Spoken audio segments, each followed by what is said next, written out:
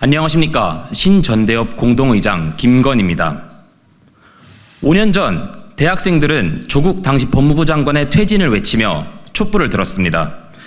결국 조 전 장관은 법무부 장관직을 재임 36일 만에 사퇴하는 불명예의 기록을 남겼고 우리 사회에 공정과 상식이 회복되어 살아 숨쉬는 것을 느꼈습니다. 그랬던 그가 이번 제22대 국회의원 선거에 전면에 나섰습니다. 조국 혁신당을 창당해 당 대표가 되었으며 비례대표 2번 순번을 받아 국회 입성이 확실시되는 상황입니다. 조국 사태 입시 비리로 공정의 가치를 파괴하고 청년의 가슴에 대못을 박은 자가 2심 유죄 판결에도 불구하고 기어이 국회의원직을 통한 방탄에 나선 것입니다. 이에 우리는 5년 전의 기억을 되살려봅니다. 다시 촛불을 높이 들어야 할 때입니다. 5년 전 우리는 학교 캠퍼스에서, 오늘은 국회에서 촛불을 들고 조국 대표를 저지하고자 합니다. 조국 대표는 법을 전공한 학자이자 교수로서 학생들에게 법을 가르치며 공정과 정의를 부르짖던 바 있습니다.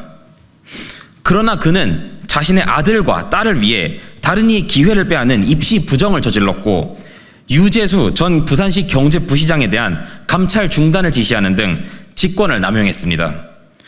결국 지난 2월 2심에서 징역 2년과 추징금 600만 원이 선고되었습니다. 이는 지난해 1심의 형량이 그대로 유지된 것입니다. 1심과 2심에서 조국 대표의 범죄 혐의에 대한 사실관계가 모두 드러난 만큼 상고에서도 이러한 판결이 뒤집힐 확률은 극히 낮다고 볼 수 있습니다.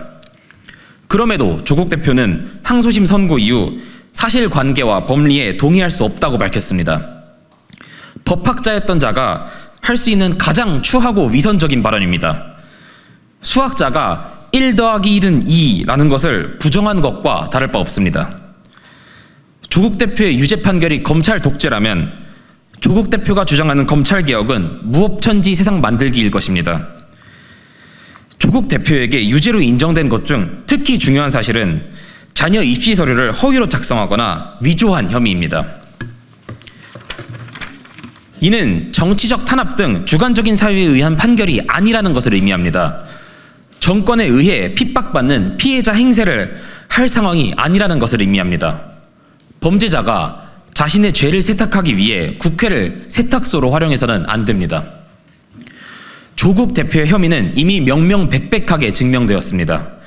이를 부정하며 판결이 부당하다고 하는 것이 서울대학교에서 법을 가르치던 교수의 모습이 정녕 맞습니까?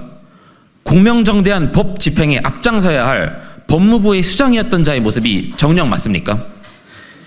자유민주주의 국가에서 정당을 만드는 것도 선거에 출마하는 것도 개인의 권리이고 자유입니다. 그러나 조국 대표에게는 그럴 자격도 명분도 없습니다.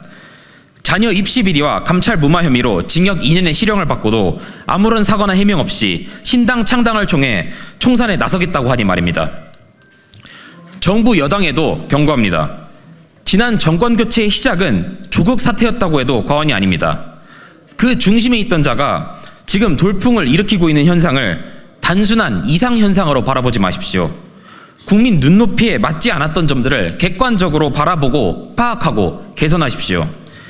지난 대통령 선거와 지방선거에서 표를 주었다가 등을 돌린 유권자들을 다시 설득하십시오. 그렇지 않으면 심판받아야 할 세력에게 역으로 심판당하게 될 것입니다. 조국 대표에 져서 DK의 눈물에는 이러한 구절이 있습니다.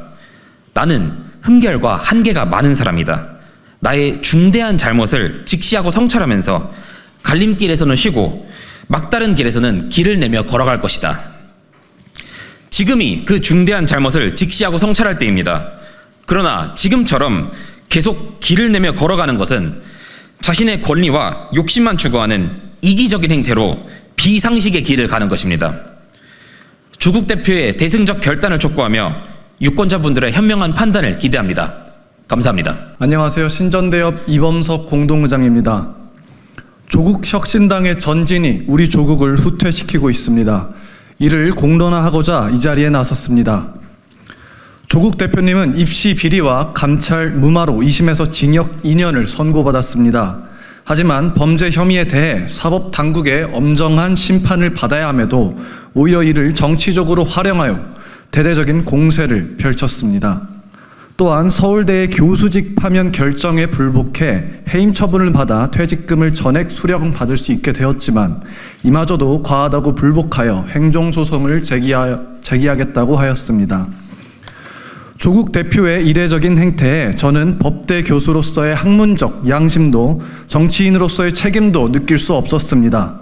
이러한 기이한 현상으로 인해 사회를 지탱하는 최후의 보루인 사법 시스템의 신뢰와 정의가 무너짐을 절실히 느끼고 있습니다. 그리고 그 선본장이 전직 법대 교수이자 법무부 장관이었다는 점은 이미 씻을 수 없는 대한민국의 역사의 오점이 되었습니다.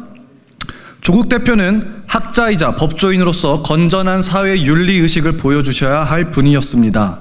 그러나 입시 비리와 관련된 사실관계뿐만 아니라 이와 관련된 대표님의 발언과 태도는 국민 대다수의 상식을 지나치게 벗어났습니다. 내 딸 아이 때문에 다른 사람이 의전원에 떨어진 건 없다.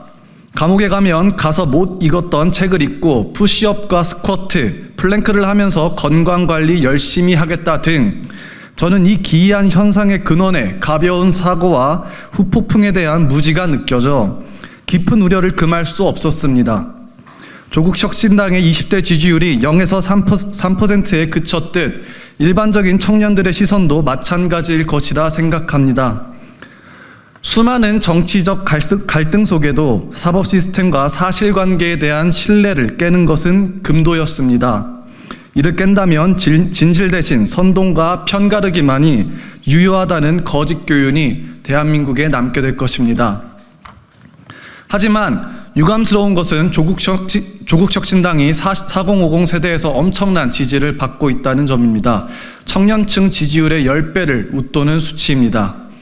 저는 정치적 대결 구도에서 사법 시스템의 신뢰까지 훼손되어야 하는지 어른들께 묻지 않을 수 없었습니다. 거야가 밀어붙인 검수완박으로는 족하지 않아 사법 불신으로 귀결되는 겁니까? 결국 그렇게 뜻하는 바를 이루어 증오와 불신의 정치가 대한민국을 휩쓸고 조국 대표의 말처럼 당대표가 감옥에 가 못 읽던 책을 읽고 푸시업과 스쿼트, 플랭크를 하며 건강관리를 열심히 하고 있는 바로 그때 법의 신뢰가 무너진 대한민국에 남는 것은 과연 무엇입니까? 2심 징역까지는 대승적으로 정치를 할 수 있다는 관용의 정신입니까? 혹은 못 먹어도 고는할 수 있다는 도박사의 마음가짐입니까? 이 자리를 빌어 간절히 호소드립니다. 이미 수많은 뻔뻔한 자들로 인해 감각이 무뎌졌을지라도 대한민국에 영원히 기록될 역사적 오명을 후대에 남겨주지 마십시오. 우리 조국의 미래를 무법지대로 추락시킬 수는 없습니다. 책임있는 어른의 자세를 기대하겠습니다. 감사합니다. 안녕하십니까. 한국대학생 포럼 회장 왕호준입니다. 요즘 청년들은 적게 일하고 많이 버세요라고 말하곤 합니다. 누구나 원하지만 어렵다는 걸 알기에 그저 농담 반 덕담 반으로 주고받고 있습니다. 그런데 이게 무색하게 1년 9개월간 펑펑 놀고도 1억이 넘는 급여를 당긴 분이 국회 입성을 앞두고 있습니다. 바로 조국 혁신당 비례대표 1번인 박은정 전 검사입니다. 언론에 따르면 박은정 후보는 22년 7월부터 24년 3월까지 병가, 휴직 등을 사유로 단 하루도 출근하지 않았습니다. 마찬가지로 비례 22번의 이규원 전 검사는 23개월간 휴직하여 1억 원의 급여를 챙겼다고 합니다. 아프다고 출근도 않던 이들이 국회의원직을 수행하겠다고 나섰습니다. 비례대표 1번에는 정당의 지향점을 명확히 드러내는 인사를 배치합니다. 최근 2심에서도 징역 2년을 선고받은 조국 대표의 민낯은 우리 모두가 기억합니다. 그의 이름을 당명에 그리고 박은정 검사 같은 인물을 정면에 내세운 정당이 기이하게도 높은 지지율을 기록하고 있습니다. 어떤 메시지를 내기에 이런 지지율이 가능했는지 조국 혁신당의 사이트를 들어가 봤습니다. 그들이 주장하는 현 정부의 실정에 대한 대안은 어디에도 없었습니다. 향후 한국 사회에 대한 고민도 보이지 않았습니다. 그 대신 미사역으로 채워진 몇 개의 강령만 덩그러니 있을 뿐입니다.